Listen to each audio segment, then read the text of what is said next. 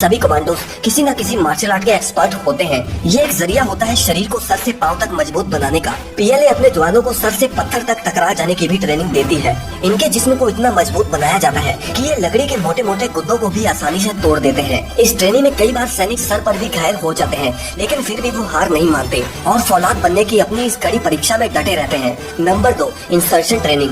दोस्तों, पीएलए अपने जवानों को कुछ ऐसे ट्रेन करती है कि वो अपने दुश्मन के इलाके में किसी भी रास्ते से घुस पाए, फिर चाहे वो रास्ता समुद्र से हो, हवा से हो या फिर जमीन से। इन जवानों की पानी की ट्रेनिंग में शामिल होती है 10 किलोमीटर लंबी स्विम। इन्हें छोटे छोटे आइलैंड्स पर रहने की सर्वाइवल ट्रेनिंग दी जाती है। साथ ही इन्हें पहाड़ों पर, पानी में या फिर जंगल में पैराशूट से कैसे उतरना है और आगे कैसे बढ़ना है, इसकी भी ट्रेनिंग दी जाती है। Number 3, passing the parcel. दोस्तों, आप ये सोच रहे होंगे कि पासिंग द पार्सल तो एक बच्चों का गेम होता है और इसमें खतरनाक क्या है। अगर आपको नहीं पता तो मैं आपको बता दूं कि चाइना के सैनिकों को असल में ये गेम जिंदा ग्रेनेड से खेलना पड़ता है। ये ग्रेनेड एक दूसरे को तब तक पास करते हैं जब तक ये जहाँ से वापस शुरू नहीं हुआ था वहाँ तक वापस नहीं आ जाता, और ये खेल तब तक चलता है जब तक आखिरी सैनिक उसे फटने से पहले जमीन पर दबा न दे। दोस्तों, जब ट्रेनिंग में ही ये सैनिक मौत का खेल खेलते हैं तो फिर इसका नतीजा ये आता है कि वो असल में भी बिल्कुल नहीं घबराते। Number 4, mountain training. दोस्तों, हिमालय की पहाड़ियाँ भारत और चीन को 2 हिस्सों में बांटती हैं और ऐसे में दोनों ही फोर्सेस के लिए ये जरूरी है कि वो अपने सैनिकों को हाई एल्टीट्यूड के लिए तैयार करें। चाइना अपने कई सैनिकों को समुद्री तल से 12,000 से 18,000 की ऊंचाई पर ट्रेन करता है। इतनी ऊंचाई पर ये जवान हैवी मशीनों के इस्तेमाल के लिए उनकी रेंज और ट्रांसपोर्ट के अलावा बैटल रेस्क्यू और फर्स्ट एड ट्रेनिंग भी करते हैं। Number 5, survival training. दोस्तों, जंगलों पहाड़ों में इन सैनिकों को सर्वाइवल ट्रेनिंग भी दी जाती है, जिसमें इन्हें ये बताया जाता है कि शिकार कैसे करना है, पानी को कैसे साफ करते हैं, आग कैसे जलाते हैं और नेचुरल शेल्टर कैसे बनाते हैं। इसके अलावा ये कमांडोज एडवांस कंप्यूटर्स और फॉरेन लैंग्वेजेस में भी काफी ट्रेंड होते हैं और यही कारण है दोस्तों कि पीएलए की स्पेशल ऑपरेशंस कमांडोज दुनिया भर के सबसे खतरनाक कमांडोज में से एक है।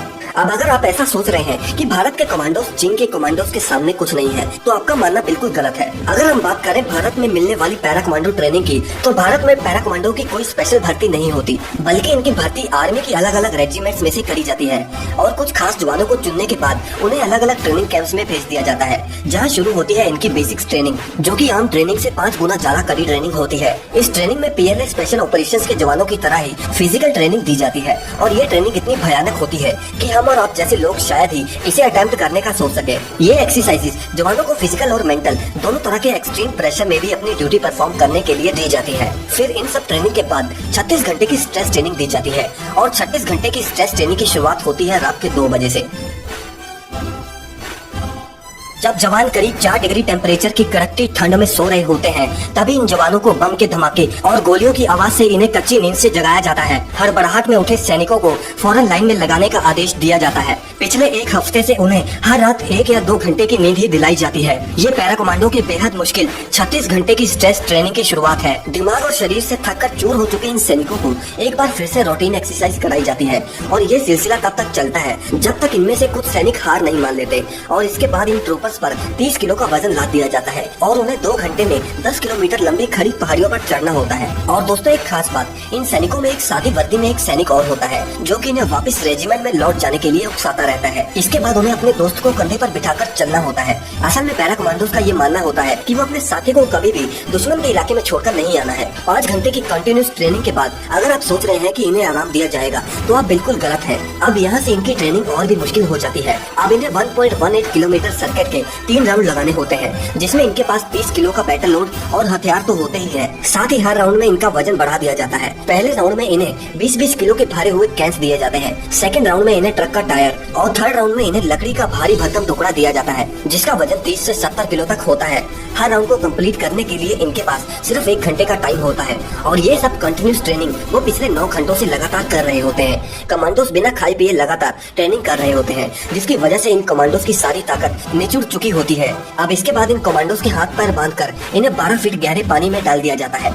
पानी में इनके साथ एक और कमांडो होता है जो इन्हें सिर्फ जिंदा रहने लायक ही ऑक्सीजन लेने देता है। इस ट्रेनिंग का मकसद होता है जवान के दिल से डर को पूरी तरह निकालना। अब तक 36 घंटों में से सिर्फ 14 घंटे ही पार हुए होते हैं। इसके बाद इन्हें एक खास तरह का लिक्विड दिया जाता है, जो कि देखने में तो ऐसा लगता है कि जैसे किसी ने इन्हें गटर का पानी दे दिया हो। असल में ये एक जूस होता है जिसमें डिहाइड्रेटेड सोल्यूशन मिला होता है और ट्रेनिंग में इस लिक्विड को गंदा पानी ही बताया जाता है। इस तरह इनकी फिजिकल ट्रेनिंग तो तो किसी तरह कंप्लीट हो जाती है। फिर बात आती है इनकी मेंटल ट्रेनिंग की, जिसमें इन पर बहुत दबाव डाला जाता है।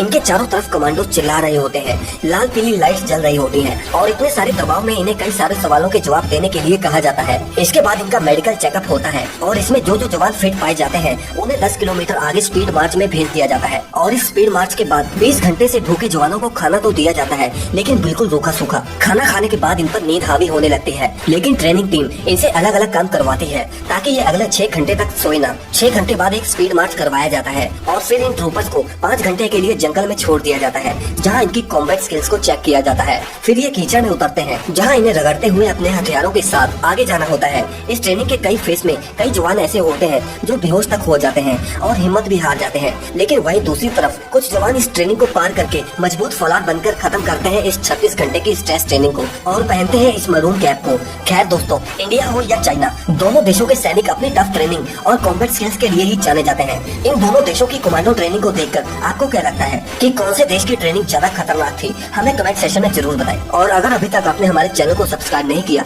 तो इस चैनल को जरूर सब्सक्राइब करें।